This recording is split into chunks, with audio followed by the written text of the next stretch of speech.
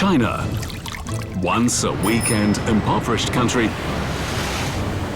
has undergone a tremendous transformation rarely seen in human history.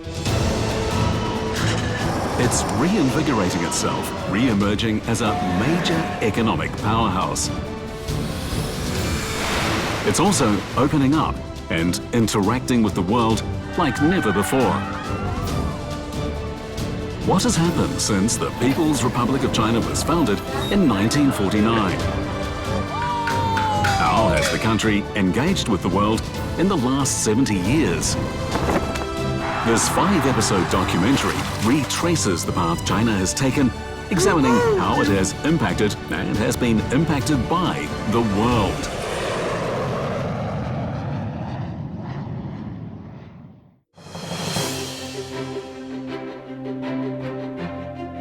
Since China's initiation of reform and opening up in 1978, the country has seen a huge influx of foreign investment that has boosted its economic takeoff. As China opens wider to the world, it not only attracts more foreign investment, but also becomes a major global investor. Episode 3 reviews how China's opening up policy has led to the development of its own economy and how it has contributed to the world's economy as well.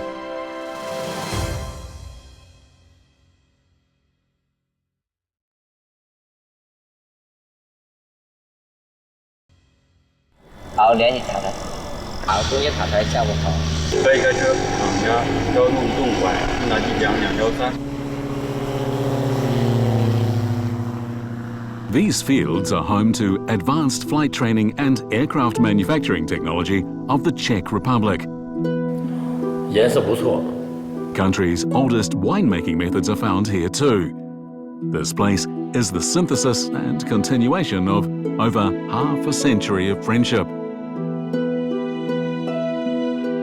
Each year on this day, Zhou Chuanjiang returns to this museum to reminisce about bygone days of hard work.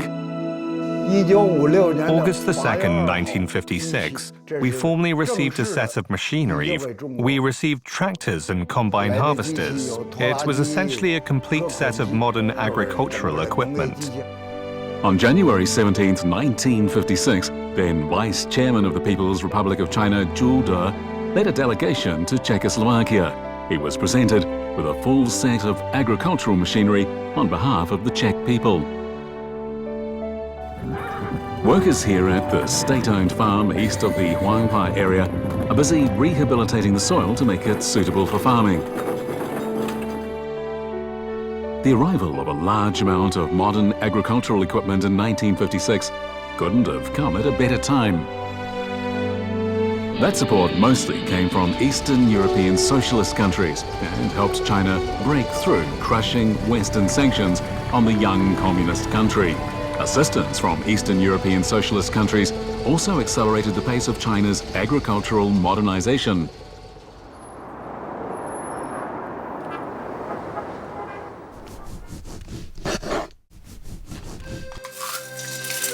For more than half a century, this has been the living quarters for Polish managers and employees.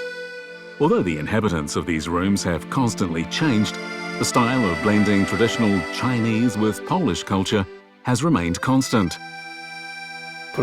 Soon we will be celebrating the 70th anniversary of our company. I think the Chinese-Polish Joint Stock Shipping Company, or Chapel-Brock, is a central link for China-Poland relations. Poland was one of the first countries to establish diplomatic relations after the founding of the People's Republic of China. The early years of the PRC also saw Western nations attempting to isolate this new China through sanctions and embargoes. In the early years of the PRC, Chinese ports were blockaded. No one was able to reach a Chinese mainland port. The establishment of the Chapel-Brock was one way to break through these sanctions. It was an extremely difficult period. In order to maintain a trade route between China and Europe, the crew of the Chapel-Brock took on immense responsibilities and risked their lives. In just a year since Chaipal Brock was founded, we shipped back to China 52 sets of factory equipment to help our country develop. Against the backdrop of Western sanctions, the early years of the People's Republic saw the country focusing on self-reliance. But that doesn't mean China was isolated. Through the assistance of Eastern European socialist nations, a renewed China began trading with the world and began the flow of international capital to and from the country. All these projects were conducive to China's overall economic development.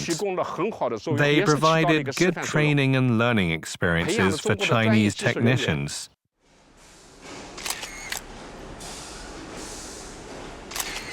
For 40 years, this man has recorded how his company has changed with the city of Shenzhen.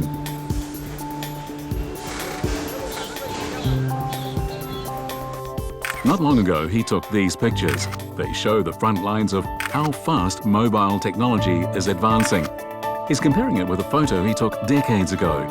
Back then, this exact place was home to Thailand's CP Group's first feed factory after entering the China market.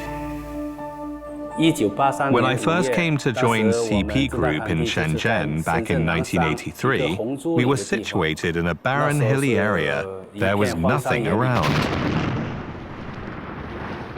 1979, the first year of China's reform and opening up.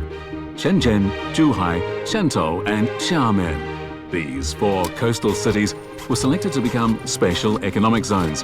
It was also in 1979 that Mr. Daya decided to introduce CP Group's most mature business unit, the Feed and Processing Unit, into China. By the end of 1981, Mr. Daya and CP Group received Shenzhen's first business license for wholly foreign-owned enterprises, license number 0001. This was Shenzhen's first wholly foreign-owned enterprise since China's reform and opening up began in 1978. I remember when I first started here, there were days when 3 to 4 groups of people would visit and learn from our plant. Today, Mr. Chen and this group of young employees are practicing a special song. 3 days from now, 2 generations of employees at CP Group will be singing the song to commemorate CP Group's 40 years in China. Beijing, another CP Group employee, Huang Hechen, is practicing the same song along with his colleagues. I grew up watching a popular variety show sponsored by and named after the CP Group.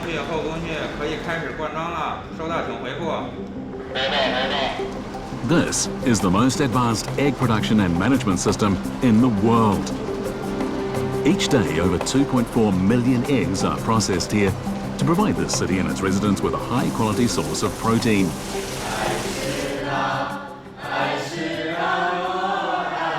CP Group is but one of the tens of thousands of foreign companies that have entered the Chinese market since the country's reform and opening up.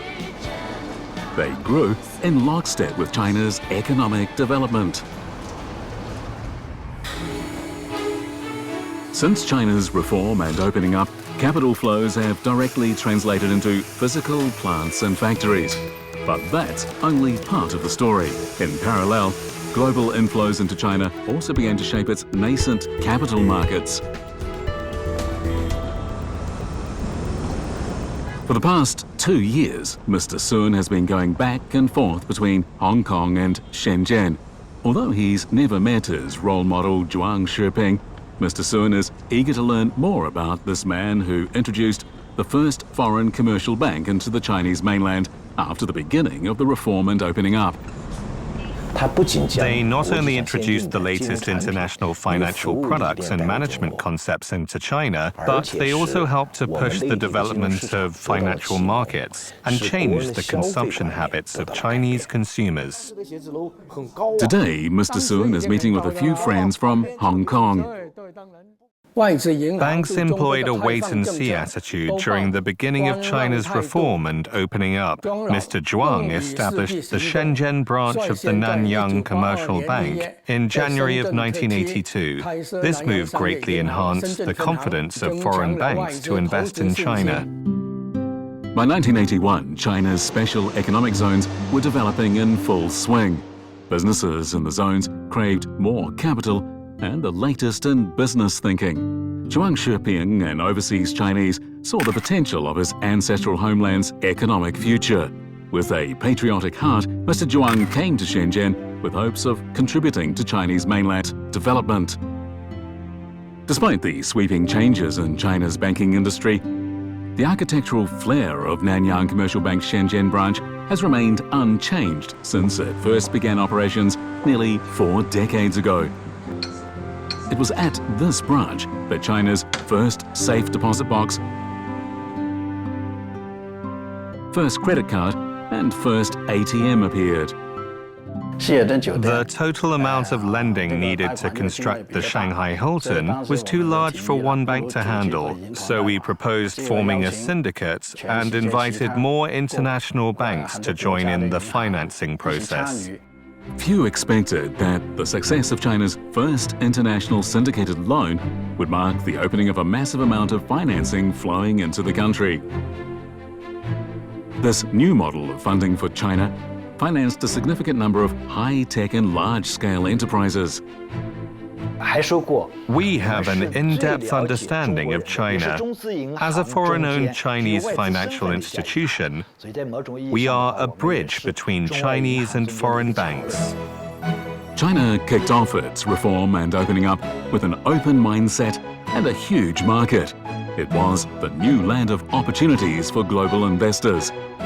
Capital from the United States contributed to the construction of China's first joint venture hotel, the Jianguo Hotel. In the auto sector, a former producer of Chinese military jeeps, Beijing Automotive Industry Holding Company, or BAIC, partnered with the Jeep subsidiary of the American Motor Company to launch a successful Chinese Jeep brand. And advertisements for Coca-Cola and Kentucky Fried Chicken began to dot the streets of Beijing and China's other larger cities. Undoubtedly, the growth from 1978 till the present is the most extraordinary economic transformation in modern times. They worked out bit by bit what was the best way to do it. Where it doesn't work, we'll abandon it. Where it works, we'll extend it. Oh, we can improve it here, we can improve it there. This was the approach.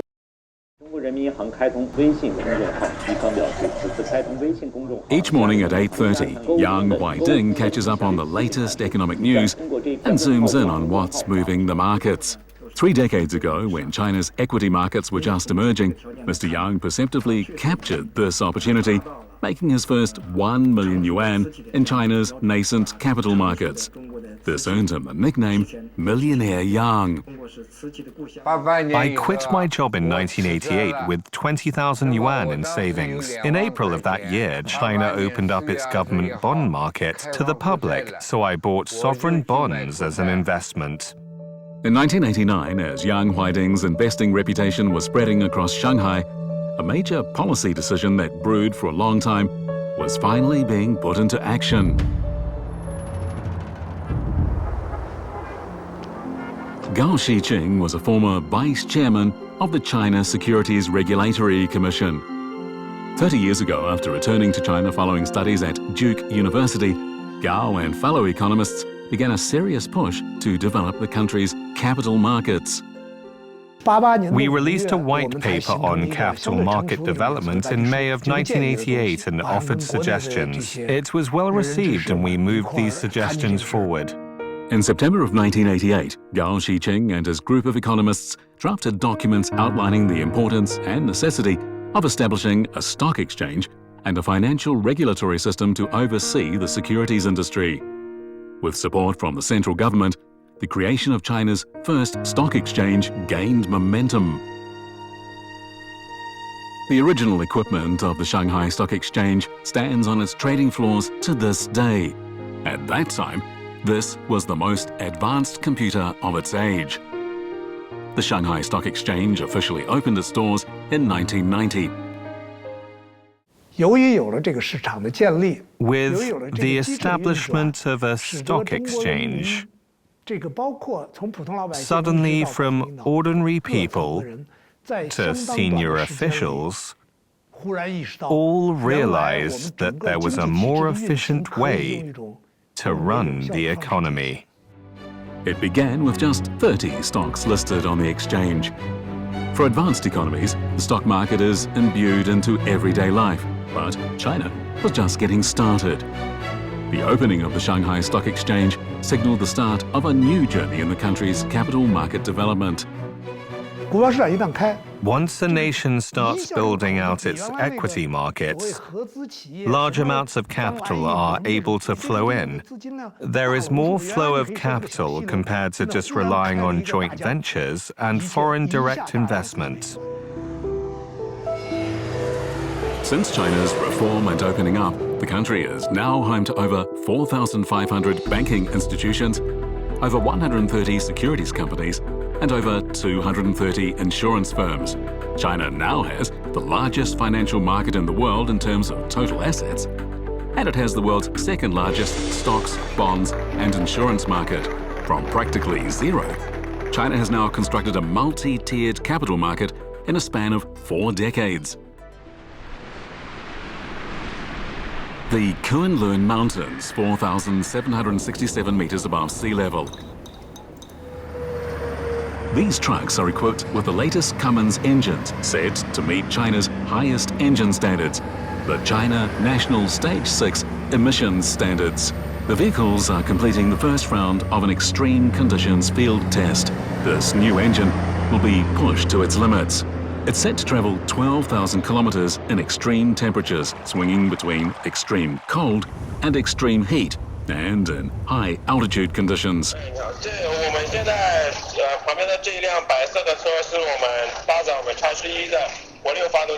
Over 3,000 kilometers away at US engine-making giant Cummins' R&D center in Wuhan, the person in charge is closely watching the progress of the field test with his team. We initiated a project called Global 6. Through this project, we were able to boost our technical expertise, leverage global resources, and enrich our data. In July 2019, Cummins unveiled its NS6 product offering at the company's Wuhan R&D Center. This is the first time that the global engine maker is introducing its next-generation platform for new emissions in China ahead of the European market. This is an emission standard so stringent that the Climate and Clean Air Coalition is calling it a milestone in global transition to soot-free vehicles. But here in Beijing, this man is also tracking the progress of the truck's field test. Cummins' success in China is a testament to his efforts 30 years ago. So if you look at Cummins' sales, it just skyrocketed, 1992, 93, at that period of time. And I think Cummins gained confidence and therefore was willing to put investment in the country in joint ventures, which we immediately started negotiating right in that period of time and signed our first joint ventures in 94, 95, and 96. A critical turning point followed Deng Xiaoping's southern tour in 1992. From then onwards, foreign direct investment surpassed foreign borrowing as China's most important way of utilizing foreign capital. This means China's huge market potential has been discovered by others. The country's growth opportunities are displayed to the world, and foreign businesses were able to seek out very attractive returns here. At the very beginning of China's reform and opening up, Minnesota native Steve Chapman made his way to China, gave himself a Chinese name, Tao Si-de, and worked his way up to Group Vice President for China and Russia at American engine-making giant Cummins. Si-de sounds a little like Stephen, but of course it's from Zhang Si-de, from some of Chairman Mao's writings. He wrote about Wei Renmin Fu. And for example, you know, I've got this bag, Wei Renmin Fu. This was given to me by Futian, Photon Trucks, and what it says is, 古有张氏的金有操守的. And what they mean is you continue to serve the people and the customers in China. And I'm very proud of my name. This is Cummins in Chongqing, China. In 1995, the company established its first engine manufacturing joint venture in China right here. The move came on the heels of China becoming even more open after 1992. The Chinese laws were and regulations on foreign investment, foreign involvement were not clear at the beginning and gradually became clearer and clearer with reform and opening up. Cummins then was looking for people who could understand the culture. Cummins had a very determined objective and strategy to grow in China and grow in other major countries, major industrial countries in the world. Back then, through the partnership and hard work of Chinese and American engineers, a complete production line was constructed in just 2 years. By the third year, this production line was able to manufacture high horsepower engines. It was this kind of efficiency and the potential of the Chinese market that gave confidence to Cummins' shareholders. And then also during that period of time, we had a strong development of our technical capability in Wuhan, hiring some strong, we call it TPLs, technical product leaders. They began taking the lead on the NS6, and now I'm quite proud actually of that group. Much concerns is about this our task. As this global engine-making giant was laying out its China strategy, one European heavyweight was also making similar plans.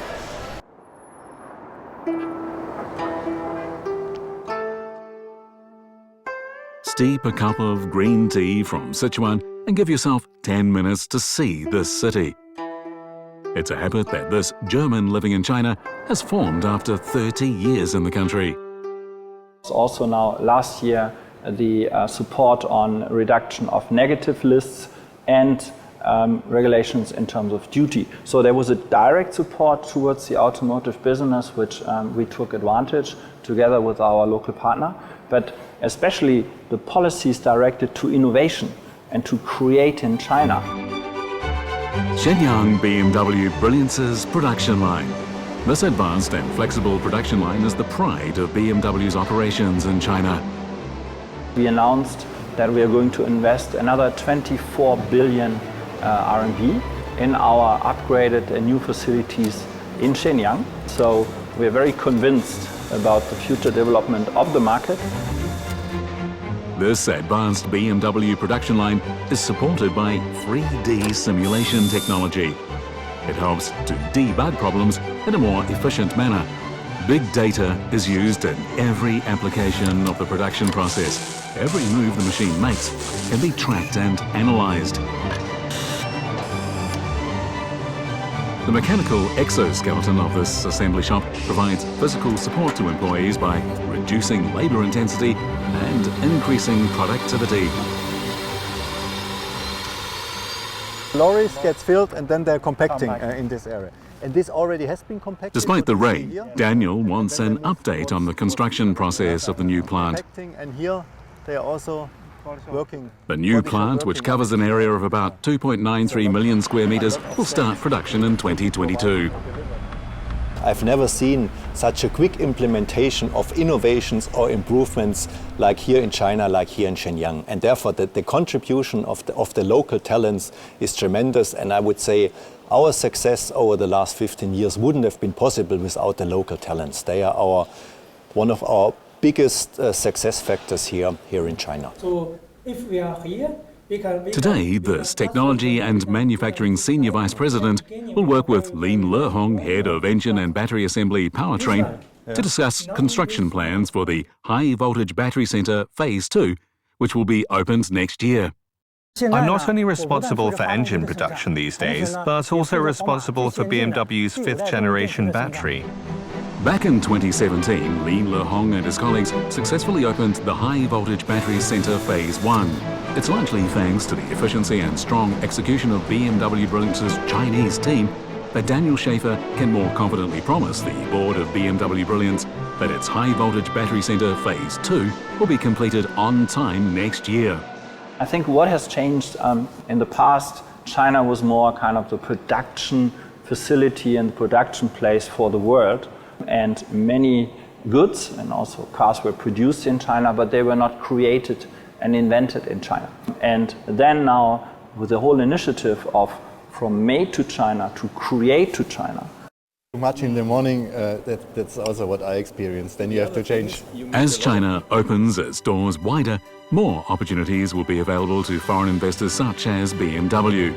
Whereas its capital investments previously just went into the production side of the business, it's increasingly now heading into science and technology. This is what China means by its transition to higher quality growth and higher quality capital.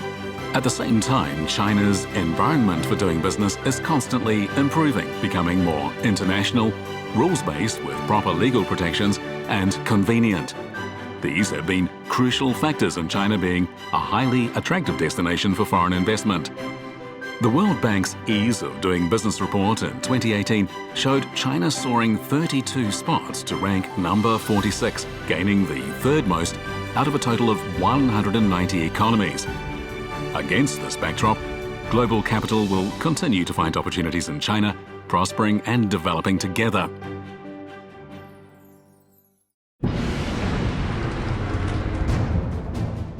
China, once a weak and impoverished country, has undergone a tremendous transformation rarely seen in human history. It's reinvigorating itself, re-emerging as a major economic powerhouse. It's also opening up and interacting with the world like never before. What has happened since the People's Republic of China was founded in 1949? How has the country engaged with the world in the last 70 years? This 5-episode documentary retraces the path China has taken, examining how it has impacted and has been impacted by the world.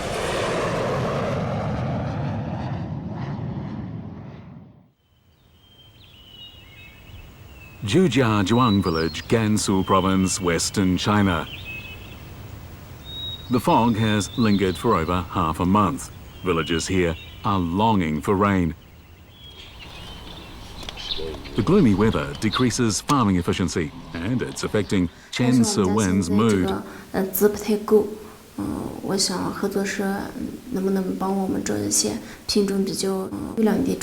Many families in the county are facing similar challenges to those faced by Se-wen's family.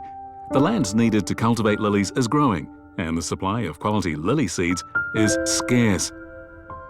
Chu Xiubao, the head of the local cooperative, understands the challenges facing families like Se-wen's. Right now, he's waiting for someone to arrive. Poverty and low incomes used to plague the county. But things began to change as the World Bank teamed up with the local government to really turn things around. I could say to be associated with some of the early thinking on reforms. We were able to provide some technical assistance. We were able to provide a lot of knowledge that we had gained from working with other developing countries. And most importantly, we were privileged to witness the great transformation that China experienced during the coming 4 decades. So it's been a very exciting in many ways. China resumed its membership of the World Bank in May of 1980. From then on, assistance from the World Bank contributed to China's poverty alleviation efforts, urbanization initiatives, the expanding of social services, and infrastructure projects. 360亩都是种植1/3有没有雨，在其他地方就还是种植百合。 This morning, Chu Xiubao is awaiting the head of the World Bank's Agricultural Poverty Alleviation representative, Cao Wenzhao. At the same time, China is playing an active role to support the World Bank.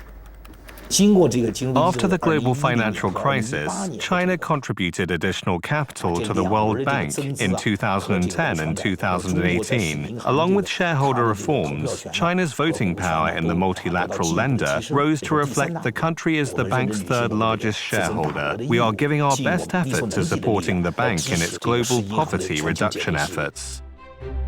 But China's responsibilities didn't just grow at the World Bank. In 2001, the International Monetary Fund's Board of Governors voted to increase China's share of the fund from 11th to 8th place.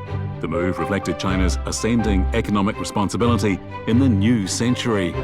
China supports very much the IMF operations activities around the world, particularly support the global stabilities and promote the trade and promote the economic growth, not only in China, but also in Asia, Africa, Europe, Latin America, and other regions in the entire world.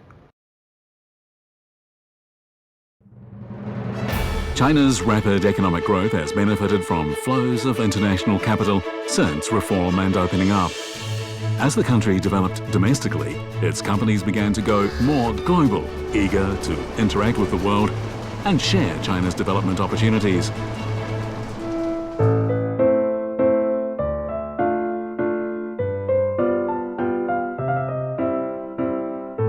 Two centuries ago, this town was the birthplace of Europe's linen industry. However, the march of industrialization eventually left the town behind. 2 centuries later, the arrival of a Chinese company is once again reviving the town's fortunes. Dzień dobry. Dobrze, trzeba tu wkładać, żeby nie było... For Lucas Palka, this is a special day. It's his 6th year working at this Chinese company. Today, he'll assume new responsibilities at the factory.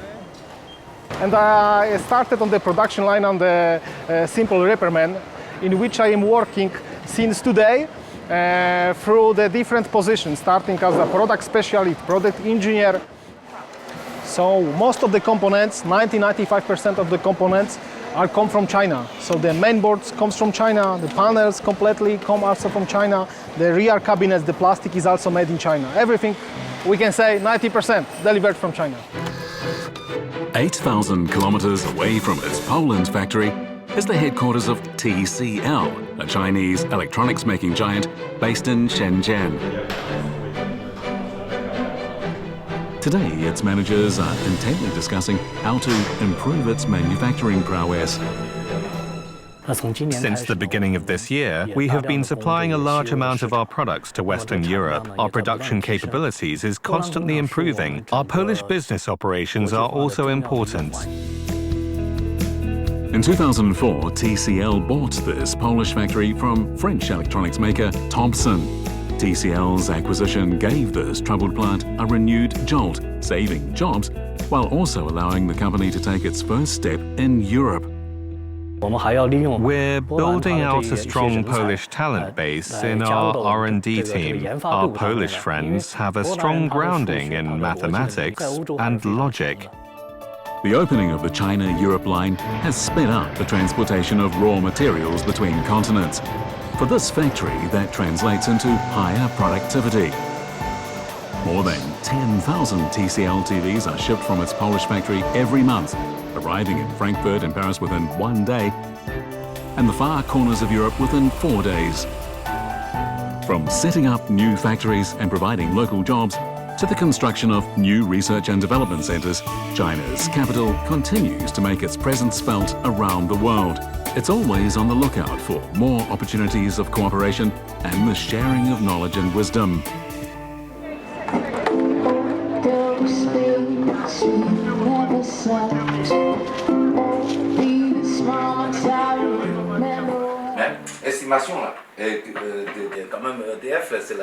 Zhang Dongshan heads China General Nuclear Group's operations in the United Kingdom. A major part of his daily work is to communicate with the group's partner, French electric utilities giant Électricité de France, or EDF. The two sides are in discussion each day to find solutions to problems facing a joint construction project. Why did the British government say that it welcomes us? The UK is hoping that we can bring our construction experience to help the Hinkley Point nuclear power station succeed. The British government also believes we do a great job in our projects at home in China. In October of 2015, China General Nuclear Power Group and EDF agreed to jointly fund the construction of 2 European pressurized water nuclear power plants at Hinkley Point C. When the project is completed, it will meet 7% of the UK's electricity needs and put the country on a firm path towards lower carbon emissions. 30 years ago, EDF helped China construct the Daya Bay nuclear power plant. Today, the French utilities juggernaut has chosen China as a partner to jointly develop the UK's Hinkley Point C power plant. EDF is banking on China's rich experience in nuclear power plant construction, especially after seeing China's technological breakthroughs in building its advanced Hualong 1 nuclear power plant. We are an exporter of technology and an exporter of capital. When we export capital, it's not simply about investing. It's about combining capital with technology to help expand a market. As of 2018, 47 nuclear power generating units are in operation on the Chinese mainland, the third most in the world. China's domestically developed nuclear power plant technology is now helping other countries to boost their own nuclear energy capabilities. The UK's Hinkley Point C nuclear power plant is one such example of Chinese capital and expertise forming mutually beneficial partnerships around the world.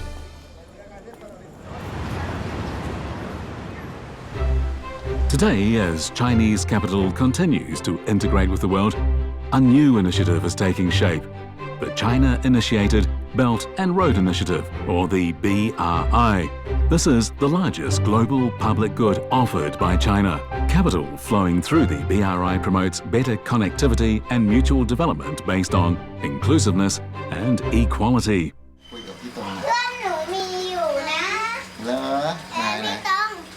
Being able to spend time with the children and simply listening to their laughter. Nopasom Sukjun cherishes such moments. 4 years ago, it seemed that even this simple pleasure was out of reach.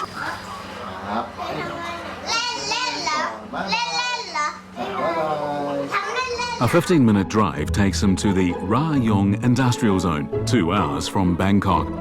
It's the largest industrial cluster and manufacturing export base built by Chinese companies in Thailand.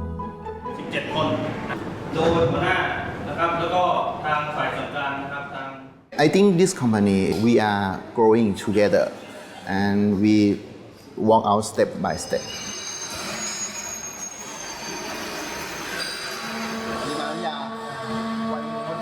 I get many of change from the management of this company, and they try to improve my work, give me to show my ideas, and give me to show many things that I can do. Zhongse Rubber Company. This is Rayong Industrial Zone's largest rubber factory. 4 years ago, this Zhejiang Province tyre company chose this place as their first step in the company's globalization strategy. Zhongse Rubber was attracted to the zone's complete supply chain for automobiles. Rayong Industrial Zone's connection with China's Zhejiang Province goes all the way back to 2006. Chinese business leaders chose this place for its strategic location and felt it could assist Chinese manufacturers in their globalization efforts. The industrial zone is also an important node in the BRI's waterways component, called the 21st Century Maritime Silk Road. Chinese companies are looking for opportunities, and Thailand can offer those kind of opportunities. And we have been the production hub for multinational corporations for the global market for such a long time. The progress of production, the problems encountered by workers, and the condition of each supporting widget are the details that Nopasom Sukjun has to master every day. In this working environment, Nopasom Sukjun is utilizing his fluent English and everything he's learned about safety control, unleashing his career potential. And over the past few years, Chinese investment has increased quite significantly. We have seen a lot of Chinese investment projects that are export-oriented, so definitely they contribute to Thailand's export. The Rayong Industrial Zone is an example of how capital flows provide win-win outcomes. More than 100 Chinese enterprises are in the zone, utilizing its location as a hub for the growth of ASEAN and further internationalization. In the process, these Chinese companies have created more than 30,000 jobs and boosted vocational training in the local community. Under the Belt and Road Initiative, capital from China is providing more investment opportunities for economic development. The Silk Road Fund was set up in 2014 to support the Belt and Road Initiative. Over the last 5 years, some penetration in various markets that include in Russia, in Middle East, in Europe. Starting from this year, we began explore opportunities in Africa, and it's given the current changing world. In Suryat Majan village, Indonesia, breakfast is not a complicated affair. These dishes, although simple, are favourites among locals. Suwatini has called this place home for 35 years now. This small restaurant is how Suwatini maintains her living. Under Surat Majan's fresh air and bright sunshine, the guests have ample room to enjoy their meals. Compared to before, Suwatini's restaurant offers a much more inviting and comfortable environment, with now even a hint of relative luxury. Changes began back in 2015. Before, our living conditions were filthy. Taking a shower was hard and difficult. We had no restrooms, no place to take a shower. The river was essentially our restroom. The river passing through Suryat Majan village witnessed firsthand how the area has evolved.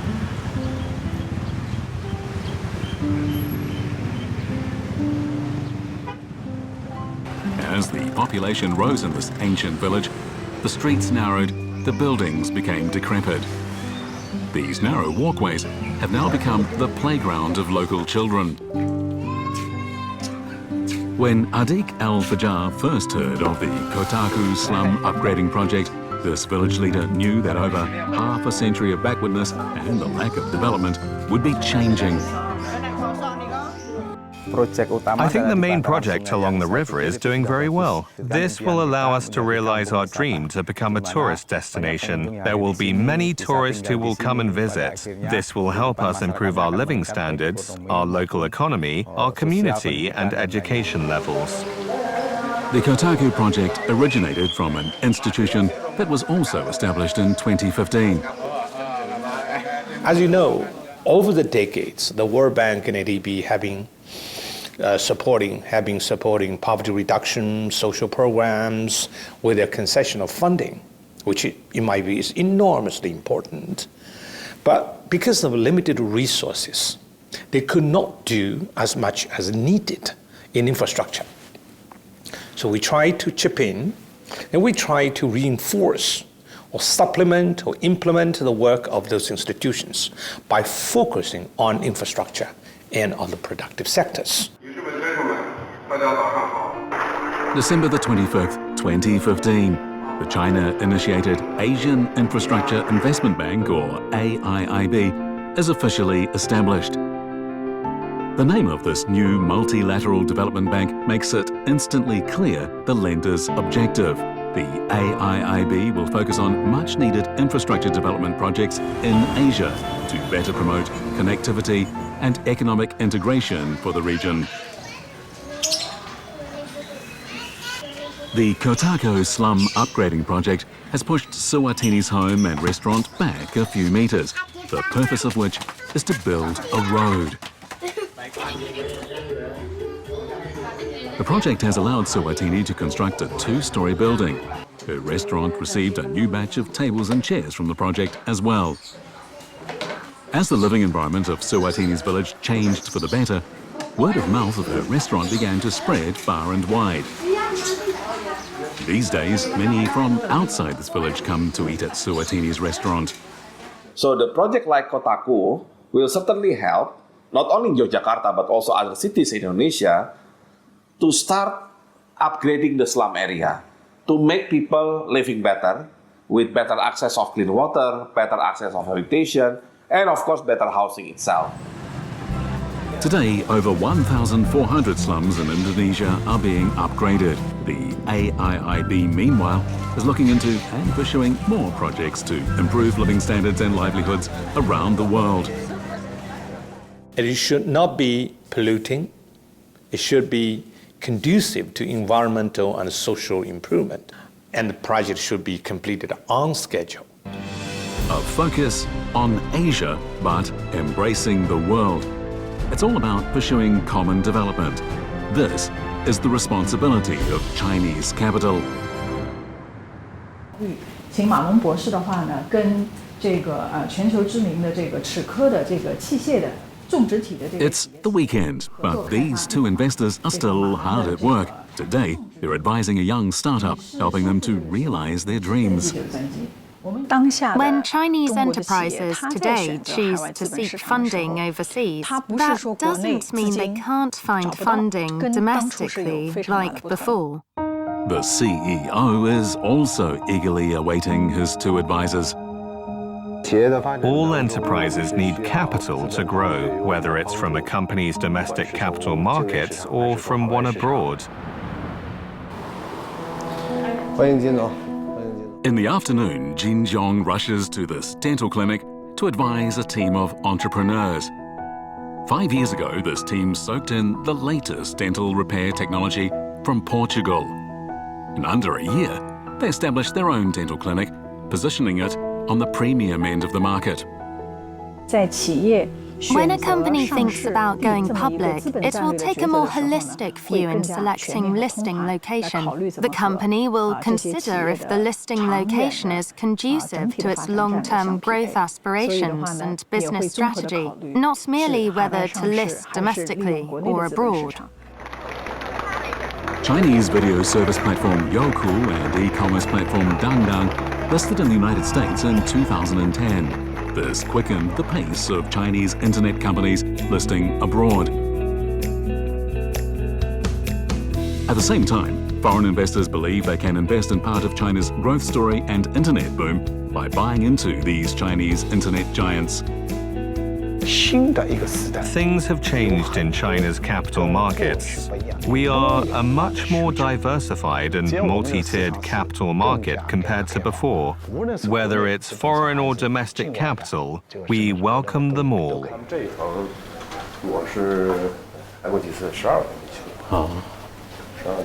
Rod Chang is rushing to Shanghai today. Just yesterday, he was recommending an original China-developed game to a Japanese gaming company. In 2 years, Rod was able to manufacture Microsoft's Xbox game console. It marked China's further integration with the global gaming industry. Rod is still proud of the speed and efficiency with which he made that happen. He attributes his efficiency to his company being located in the Shanghai Free Trade Zone. When I first came to China in the mid-2000s, video games were banned, and so we were not allowed to bring gaming dedicated consoles into this market. Zhang Yong is a former administrator in the Shanghai Pilot Free Trade Zone, responsible for planning a series of new policies for foreign businesses to have more access to the Chinese market. In 2012 and 2013, the United States sought deeper engagement in the Asia-Pacific. It was partnering with Japan to push through the Trans-Pacific Partnership Trade Agreement. China also chose to test out new reforms of opening up to better connect with the global economy. It was under this context and after the 18th National Congress of the Communist Party of China, the Central Committee and the State Council made the decision to establish a pilot free trade zone in Shanghai.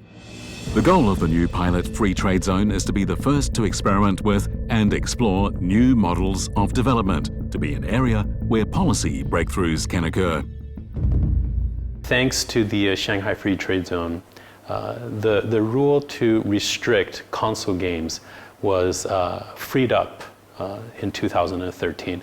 And that really allowed our company to work and bring console gaming into China.